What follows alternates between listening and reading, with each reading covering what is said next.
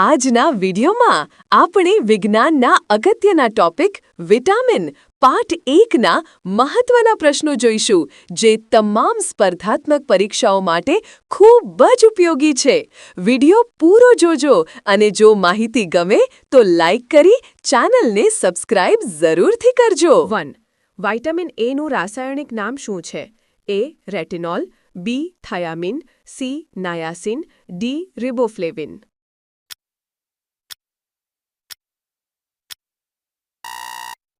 જવાબ A. Retinol. સમજૂતી: vitamin એને રેટિનોલ કહેવામાં આવે છે. તે આંખોની દૃષ્ટિ માટે ખૂબ મહત્વનું છે. તેની ઉણપથી નાઇટ બ્લાઇન્ડનેસ રાતાંધળાપણું થાય છે. ગાજર, લીલા શાકભાજી અને દૂધમાં તે વધુ મળે છે. 2. વિટામિન B1ને કયા નામે ઓળખવામાં આવે છે? A. થાયામીન, B. રિબોફ્લેવિન, C. નાયાસિન, D. બાયોટિન.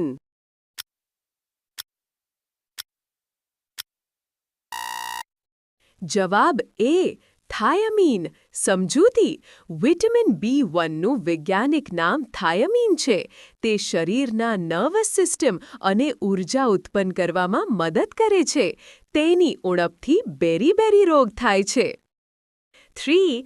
Vitamin B2ને શું કહે છે? A. નાયાસિન, B. રાઇબોફ્લેવિન, C. બાયોટિન, D. Folic acid.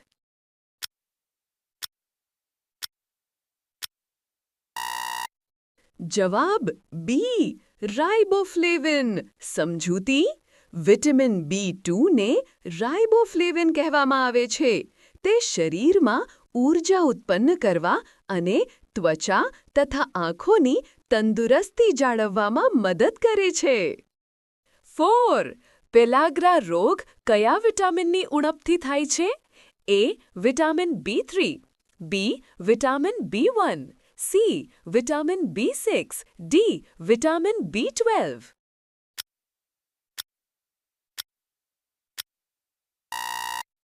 જવાબ A. Vitamin B3. સમજૂતી: વિટામિન B3 યાની નિયાસિનની ઉણપથી પેલાગ્રા થાય છે. તેમાં ત્વચા પર ઘા, ડાયેરિયા અને માનસિક સમસ્યાઓ જોવા મળે છે.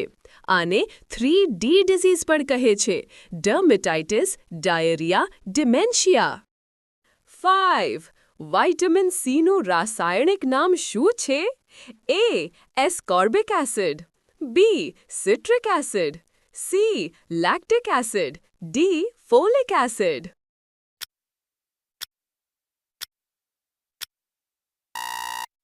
જવાબ A. Ascorbic acid. સમજૂતી: વિટામિન Cને અસ્કોર્બિક એસિડ કહેવામાં આવે છે. તે શરીરની રોગપ્રતિકારક શક્તિ વધારવામાં મદદ કરે છે અને ઘા ઝડપથી ભરવામાં મદદ કરે છે. તેની ઉણપથી સ્કર્વી થાય છે. 6. રિકેટ્સ રોગ કયા વિટામિનની ઉણપથી થાય છે? A.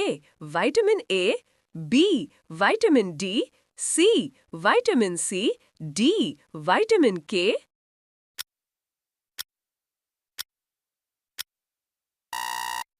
જવાબ B. Vitamin D. સમજૂતી: વિટામિન D હાડકાં મજબૂત બનાવવામાં મદદ કરે છે. તેની ઉણપથી બાળકોમાં રિકેટ્સ થાય છે, જેમાં હાડકાં વાંકા પડી જાય છે. સૂર્યપ્રકાશ વિટામિન Dનો મુખ્ય સ્ત્રોત છે. 7. વિટામિન Eનું રાસાયણિક નામ શું છે? A. Tocopherol, B. Retinol, C. નાયાસિન, D. થાયોમીન.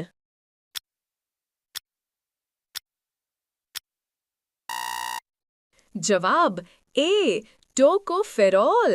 સમજૂતી: વિટામિન Eને ટોકોફેરોલ કહેવામાં આવે છે.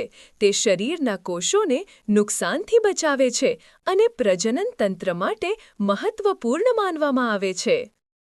8. વિટામિન Kનું મુખ્ય કાર્ય શું છે? A. આંખોની દૃષ્ટિ, B. લોહી જમવું, C. હાડકાં મજબૂત કરવું, D. ચામડી સુરક્ષા.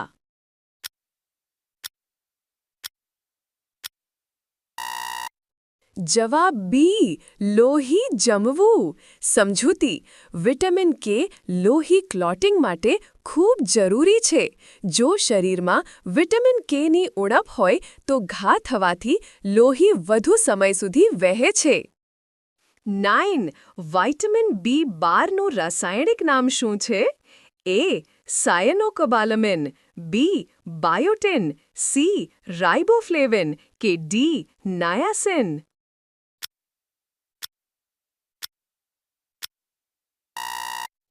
જવાબ એ. સાયનોકોબાલામિન. સમજૂતી વિટામિન B12ને સાયનોકોબાલામિન કહેવામાં આવે છે. તે લોહીના લાલ કોષો RBC બનાવવામાં મદદ કરે છે.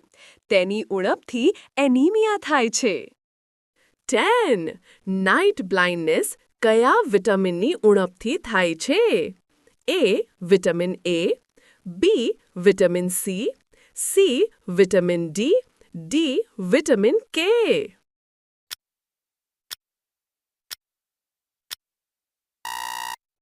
જવાબ એ. વિટામિન એ. સમજૂતી વિટામિન એ આંખોની દ્રષ્ટિ માટે ખૂબ જરૂરી છે. તેની ઉણપથી રાત્રે જોવા મુશ્કેલી પડે છે, જેને નાઇટ બ્લાઇન્ડનેસ કહેવામાં આવે છે.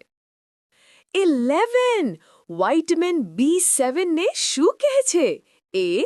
બાયોટિન, બી. Niacin, C. રાઇબોફ્લેવિન, D. થાયામીન.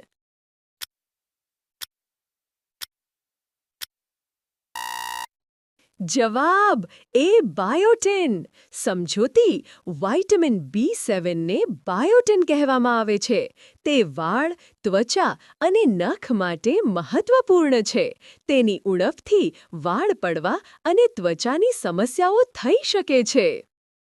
12. Vitamin B9 ને શું કહેતે हैं? A. Folic acid, B. Niacin, C. Biotin, D. Riboflavin.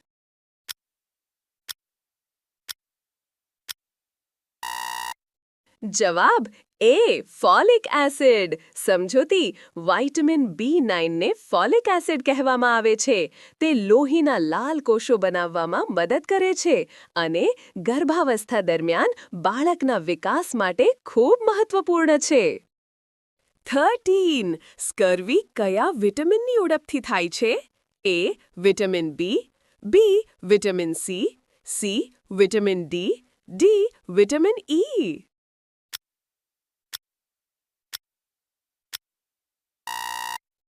જવાબ બી. Vitamin C. સમજૂતી વિટામિન સીની ઉણપથી સ્કર્વી થાય છે, જેમાં મસૂડામાંથી લોહી આવવું, થાક અને કમજોરી જોવા મળે છે.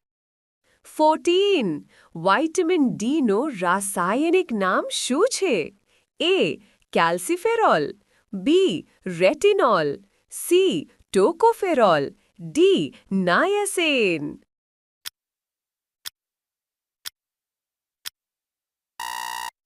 જવાબ એ. કેલ્સીફેરોલ. સમજૂતી વિટામિન ડીને કેલ્સીફેરોલ કહેવામાં આવે છે. તે હાડકાં અને દાંત મજબૂત બનાવવામાં મદદ કરે છે. સૂર્યપ્રકાશ વિટામિન ડીનો મુખ્ય સ્ત્રોત છે. 15. બેરી રોગ કયા વિટામિનની ઉણપથી થાય છે?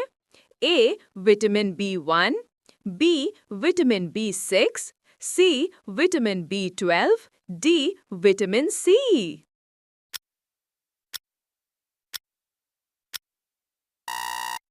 જવાબ એ. Vitamin B1. સમજૂતી વિટામિન B1 થાયામીનની ઉણપથી બેરી થાય છે. તેમાં નર્વસ સિસ્ટમ અને હૃદય સંબંધિત સમસ્યાઓ થાય છે. જો આ પ્રશ્ન તમને ગમ્યો હોય અને આવા જ વધુ પ્રશ્નો મેળવવા માંગતા હો તો ગુજરાત એક્ઝામ હબને અત્યારે જ સબસ્ક્રાઇબ કરી લો અને આ વિડીયોને લાઇક જરૂર કરજો.